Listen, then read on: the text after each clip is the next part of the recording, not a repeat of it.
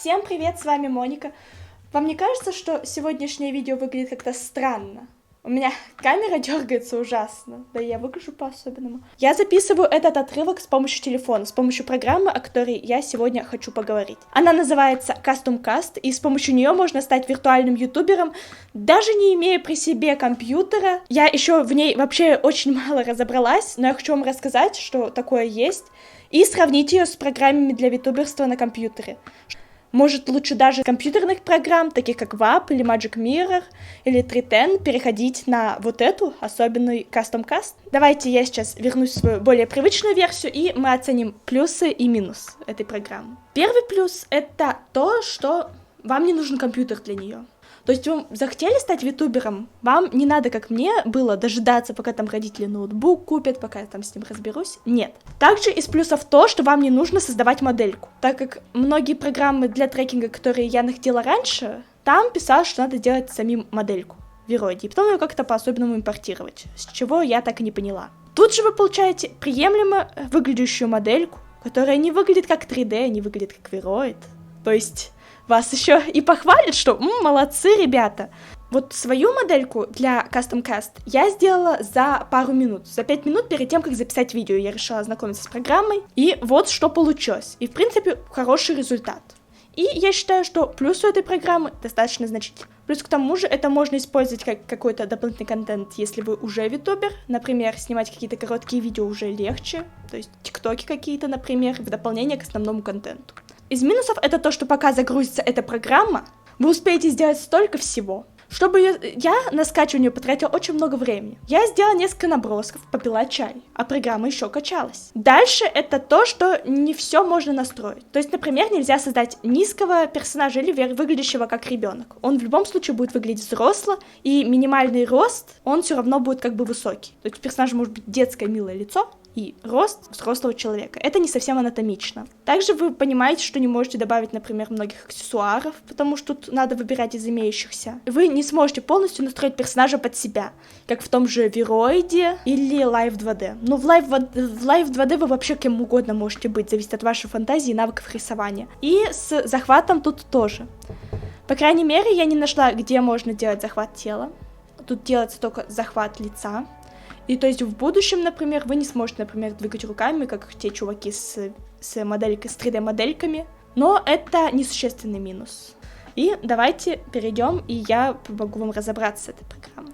И вот вы наш герой с остальными нервами, которому все-таки удалось справиться с этой программой. Что ж тут делать? Для начала, чтобы добавить вашего персонажа, выберите Customize. Тут есть 3 базовых, но можно создать еще одного. Для этого надо нажать Create New. Выбираем пол и придумываем имя. Но зачем придумывать имя, если можно написать какую-нибудь фигню, типа, если можно написать непонятный набор символов. Для начала надо выбрать Customize, желтая вот эта вот штука. Советую сначала выбрать Body Parts, лицо. Тут вы можете выбрать желаемый тип лица. В основном тут вы видите, что виды лица слишком непропорциональны телу, да, и с этим ничего нельзя поделать. Дальше выходим в Customize Body, так как тут вы можете хоть добавить больше оригинальности. Линия лица это как в Viroid. Тут проблем возникнуть никаких не должно. Размер глаз. Тут вы можете выбрать размер глаз вашего персонажа, то есть они могут быть поменьше и попропорциональнее, или непропорциональнее. Размер рта и положение носа и рта вы, к сожалению, тут редактировать не можете. Дальше вы можете сделать глаза открытыми или полузакрытыми, если вам это так принципиально. И высота. Насчет высоты тут как бы ее особо поменять нельзя. То есть если высоко, то персонаж растягивается, и это выглядит непропорционально. А если низкий персонаж, то он все равно выглядит достаточно высоким, и это тоже, опять же, непропорционально. Размер груди можно увеличить и уменьшить. Ну, хоть с этим-то справились. Дальше идем в Body Parts и выбираем волосы. Тут, скорее всего, как вы уже делали в каких-нибудь мейкерах. Хочу отметить, что тут как бы есть достаточное количество причесок, плюс я слышала, что можно загрузить какие-то с интернета. И также тут свободный выбор цвета, что тоже очень хорошо. Но выбрать самим блики и текстуру волос у вас тоже не получится. Насчет глаз тут тоже можно выбрать цвет, можно сделать Херобрина и кого-то с темными глазами. И также выбрать блики. Вот для наглядности. В принципе, тут вас ничего не ограничивает, кроме того, что вы не можете нарисовать чего-то своего. Насчет одежды тут также просто выбирайте, что вам больше душе подходит. Душе угодно вам. В принципе, не очень достаточное количество аксессуаров, по крайней мере. Но если вы не можете в моделинг, и Вероид для вас слишком сложный, то этого достаточно. К тому же вам не придется мучиться с крыльями. Вот за крылья, кстати, отдельный респект, и за хвосты, потому что не каждый знает, как их делать. Также тут можно выбрать выражение лица персонажа и позу. Теперь мы нажимаем на красную кнопочку, это называется «Сохранить» и «Выйти». Возвращаемся на главный экран и переходим на зеленую кнопку «Трекинг». Выбираем получившегося персонажа, я выбираю эту, потому что мы ее только что сделали. Далее и можно выбрать фон. Можно загрузить свой фон, но у меня он выглядел ужасно. Есть зеленый фон, если вы хотите вырезать и ставить потом свой. И есть куча фонов, которые вы можете использовать. И также тут есть захват лица и захват голоса.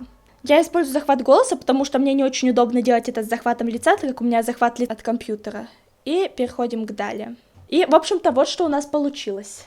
Теперь вы можете вот так вот двигать и смотреть своего персонажа и быть витубером. Только разберитесь сначала, как поставить камеру правильно. И, в принципе, вот что у вас должно получиться. У вас есть персонаж, с помощью которого вы можете делать видео как витубер. Его делать достаточно просто, и стать витубером вы сможете где-то за 2 часа. Час из которых будет грузиться эта программа. Надеюсь, в сообщество витуберов придет больше талантливых людей, и витуберство станет более популярным. А на этом все. С вами была Моника. Всем спасибо за просмотр. Ставьте лайки, подписывайтесь на меня, пожалуйста. Потому что я тоже хочу стать популярным витубером. Всем спасибо большое за просмотр. Всем пока!